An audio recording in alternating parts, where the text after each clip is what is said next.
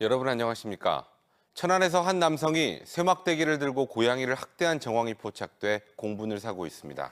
마을 주민들은 이 일대에서 비슷하게 다친 고양이들이 많았다며 동일범의 소행은 아닐지 의심하고 있습니다. 전유진 기자의 보도입니다. 깜깜한 새벽, 한 남성이 바닥에 쇠막대기를 내려치자 고양이 한 마리가 위태롭게 도망칩니다. 버둥거리는 고양이는 다리를 다쳤는지 잘 움직이지도 못합니다. 남성은 기절한 듯 가만히 있는 다른 고양이를 거꾸로 들고 CCTV 사각지대로 사라집니다. 마트 CCTV에 포착된 학대 행위는 지난 4일 자정부터 남성이 머문 3시간 동안 반복됐습니다. 사건이 발생한 현장입니다. 남성은 이렇게 CCTV 앞에서도 태연하게 범행을 저질렀습니다. 갑자기 고양이들이 보이지 않자 마트 직원들이 CCTV를 확인했고 학대 행위에 큰 충격을 받았습니다. 먹여주다가 한 마리를 때리더라고요. 검은색 새끼 고양이를 꼬리만 잡고 이렇게 다른 데 다니면서. 마음 많이 아프죠. 그래도 저희 많이 잘 따르고 있던 그런 고양이인데.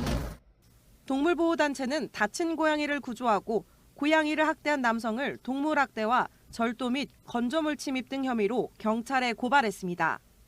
구조된 고양이는 선천적 시각장애를 앓고 있어 학대 피해가 더 컸습니다.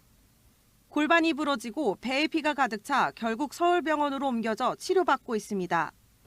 나머지 한 마리는 남성이 들고 간 이후 사라졌습니다. 이 학대를 그냥 넘어간다면 앞으로 또 이게 2번, 3번 이것보다 더 잔인한 학대가 일어나기 때문에 정말 빨리 범인을 잡아서 엄벌에 처해야. 마을 주민들은 한 달 전에도 꼬리가 불에 탄 채 돌아다닌 고양이를 봤다며 동일범의 소행을 의심하고 있습니다. 동물보호단체도 해당 마을에서 학대당한 고양이들을 봤다는 제보가 쏟아지는 상황. 경찰은 CCTV 등을 통해 남성의 신원을 확인하며 수사를 벌이고 있습니다. TJB 전유진입니다. 대전시의회 조원희 시의장이 취임 100일을 맞아 그동안의 성과와 강한 의회에 대한 향후 계획을 발표했습니다. 조 의장은 취임 후 역대 최초로 여성 공직자를 비서실장에 발탁하는 등 변화와 혁신을 추구했다며 강력한 의회를 정립해 집행부의 책임 있는 행정을 촉구하겠다고 밝혔습니다. 다만 일각에선 성추행 혐의로 기소된 송활섭 의원의 제명안 부결과 후반기 원 구성을 둘러싼 내홍 등 논란에 대한 반성이 없었다는 지적도 나오고 있습니다. 대전지법 형사 3단독은 지난 2019년부터 2021년까지 모두 27차례에 걸쳐 쟁의 활동에 참여하지 않는 화물차 기사들의 운송 업무를 방해한 혐의로 기소된 화물연대 대전 모 사업장의 지부장 A씨에게 징역 6개월에 집행유예 2년을 선고했습니다. 재판부는 A씨의 행동과 같이 합법적 테두리를 벗어난 쟁의 활동은 보호받을 수 없다면서도 운송 업무를 전면적으로 저지하진 않았다는 점 등을 고려했다고 판시했습니다. 올봄 동해에서 구조됐던 천연기념물 제331호이자 멸종위기 야생생물 11급 전방위 물범 한 쌍이 오늘 가로림만에 방류됐습니다. 구조 당시 새끼였던 수컷 보미와 암컷 양양이는 건강을 회복한 뒤 자연 적응 훈련까지 거쳤는데 앞으로 최적의 서식지인 가로림만에 새롭게 적응해 나갈 계획입니다. 장석영 기자입니다. 전박이 물범 2마리가 연구원들의 보호를 받으며 가로림만 선착장에 모습을 드러냅니다. 조심스럽게 배로 옮겨진 뒤 연안으로 나가 바다로 돌아갔지만 어색한 듯 한동안 주변을 맴돕니다. 이들은 동해에서 각각 구조된 보미와 양양입니다. 수컷 보미는 지난해 3월 31일 강릉 주문진 해안가 구조물 위에서 심한 탈수 상태로 발견됐습니다. 당시 새끼였던 보미는 경포 아쿠아리움으로 옮겨져 치료를 받고 건강을 회복해 현재 139cm에 46.2kg까지 커졌습니다. 암컷 양양이도 지난 3월 22일 양양군 물치항 인근 해안가에서 기력이 저하된 상태로 표류하다 구조됐으며 서울대공원에서 치료를 받고 80cm, 43.6kg까지 성장했습니다. 이후 4월부터 두 개체는 울산 고래 생태체험관으로 옮겨져 활어 사냥 등 자연 적응 훈련을 받았으며 모두 자연 방류 적합 판정을 받았습니다. 되게 어린 개체들이거든요. 그래서 이제 무리를 따라가다가 길을 잃었거나 아니면 몸이 되게 지쳐서 이제 올라서 쉴 곳을 찾고 있는 상황이었을 것으로 추측이 됩니다. 국립해양생물자원관은 얕은 수심에 모래톱이 잘 형성되어 있고 먹이가 풍부한 가로림만을 비교적 어린 두 점박이 물범의 최적의 서식지로 꼽아 방류 장소로 정했으며 몸에 위성 추적 장치를 부착해 지속적으로 모니터링을 실시하기로 했습니다. 내만이고 또 물범이 서식하고 있는 안정적인 공간이고 특히 어린 개체이기 때문에 백령도보다는 가로림에 풀어주는 게 조금 더 안정적이겠다 생각을 해서 가로림에 풀기로 했습니다. 다만 질병과 부상을 얻거나 부적응으로 영양 상태가 나빠져 생존이 어려운 경우 등에는 해양생물보호위원회의 승인을 받아 재포획한다는 방침입니다. TJB 장석영입니다.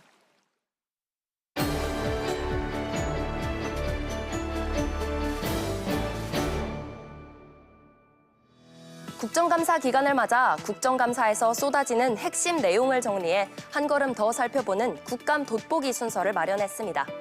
오늘은 첫 번째로 온열 질환과 벼멸구, 불량 건물까지 그야말로 비상 상태인 세 가지 키워드 살펴봅니다. 첫 번째 키워드 온열 질환입니다. 이번 여름 참 길고도 더웠습니다. 추석 연휴 마지막 날까지도 대전과 세종에 폭염 경보가 내려지기도 했는데요. 매년 더워지는 날씨에 최근 3년 사이 온열 질환자 수도 무려 2배 이상 폭증했습니다. 2020년 약 1,000명 정도였던 온열 질환자 수는 지난해 무려 2,800여 명이 넘어 2.6배가량 늘은 건데요. 사망자 수도 9명에서 32명으로 3.5배나 증가했는데 지난 4년간 충남에서만 전국에서 가장 많은 11명이 사망했습니다. 특히 50대를 비롯한 중장년층 환자 비율이 높았고 전체 환자의 절반이 실외 작업장과 논밭에서 발생한 것으로 나타났습니다. 대부분 혼자 있을 때 쓰러져 응급처치를 받지 못해 사망에 이른 경우가 많은 것으로 보여 사각지대에 놓인 노동자 보호 대책 마련이 시급한 상황입니다. 두 번째 키워드, 벼멸구입니다. 이상 고온 현상이 이어지면서 충남 농가들은 벼멸구로 인해 큰 피해를 입었습니다.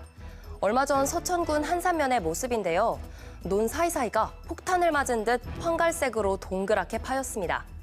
벼줄기 즈백을 빨아먹는 벼멸구가 빠르게 퍼지면서 충남의 이번 벼멸구 피해 면적이 무려 축구장 2,300여 개 크기인 1,655헥타르에 달했습니다. 벼멸구가 충남을 휩쓸며 피해가 심각해지자 결국 정부가 최근 벼멸구 피해를 농업재해로 인정하기로 했습니다. 피해를 입은 벼는 희망 물량을 전량 매입하고 각 지자체는 피해 규모를 조사해 11월 지원금을 지급하기로 하면서 긴급 농심 달래기에 나섰습니다. 마지막 키워드는 불량 건물입니다. 지금 보시는 이 건물은 대전 동구 복합터미널 인근의 한 상가 건물인데요. 창문 유리가 없어 건물 사이사이가 뻥 뚫려 있고 벽이 오래돼 무너질 듯 아슬아슬합니다. 건물에 사람들이 오가는 음식점과 노래 주점 등이 위치해 있어 더욱 위험해 보이는데요. 실제로 이 건물 국토안전관리원의 정밀안전진단에서 불량 등급인 2등급을 받았습니다. 이처럼 안전등급 미흡인 D등급과 불량인 2등급을 받은 건물이 전국에 663개소나 됩니다. 게다가 불량 등급 건물은 최근 3년간 계속 증가 추세인데요. 공동주택부터 상가, 다리와 옹벽까지 언제든 일상을 위협할 수 있는 안전이 확보되지 않은 건물들이 많은 만큼 안전점검을 위한 국비 지원을 늘려야 한다는 지적도 나옵니다. 지금까지 국감 돋보기였습니다.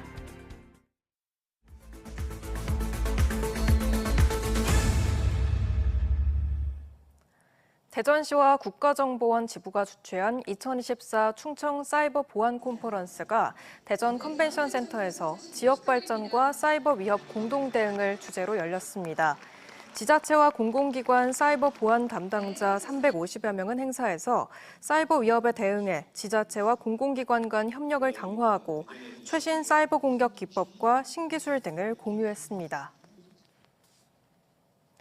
대한민국 대표 과학축제인 2024 대전 사이언스 페스티벌이 모레부터 사흘간 대전 컨벤션 센터 일원에서 열립니다.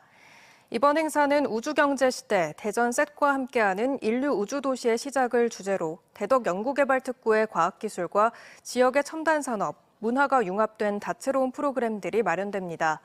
대전 컨벤션센터와 엑스포 시민광장, 대덕특구 등 5개의 테마구역에선 과학전시산업 박람회와 포럼, 첨단산업 체험전 등도 펼쳐집니다.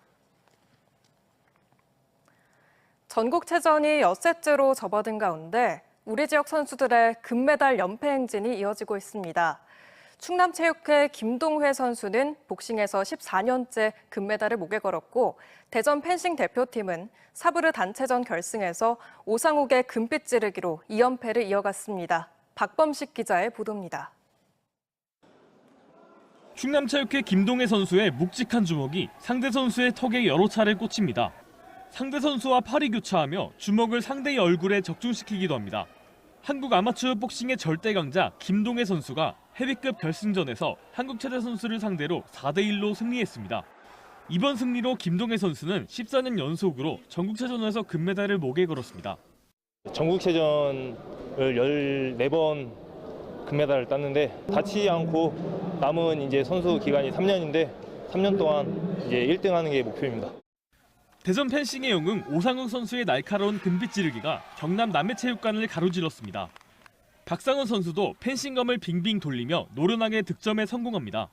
파리올림픽 금메달리스트 오상욱, 박상원의 활약에 힘입은 대전 펜싱 대표팀은 대구 선수들의 빈틈을 정확히 찌르며 한 차례도 역전을 허용하지 않았습니다. 결국 오상욱 선수의 마무리를 끝으로 18점의 격차를 내며 펜싱 사브르 단체전에서 금메달을 쟁취했습니다. 개인 예선에서 탈락의 고배를 맛봤던 오상욱 선수는 단체전 금메달 수상에 승리의 소회를 밝혔습니다.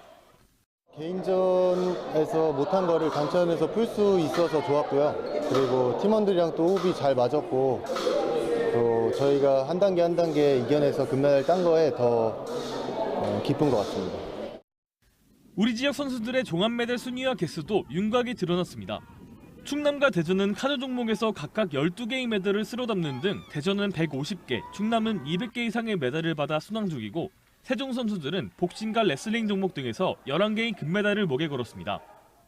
105번째를 맞이한 전국체전은 내일 폐막식을 끝으로 7일간의 대장정을 마칩니다. TJB 박범식입니다. 1954년 설립된 학교법인 우송학원이 창립 70주년을 맞아 우송예술회관에서 창립 기념식을 열고 장기 근속자와 교직원, 동문 등에 대한 시상을 개최했습니다.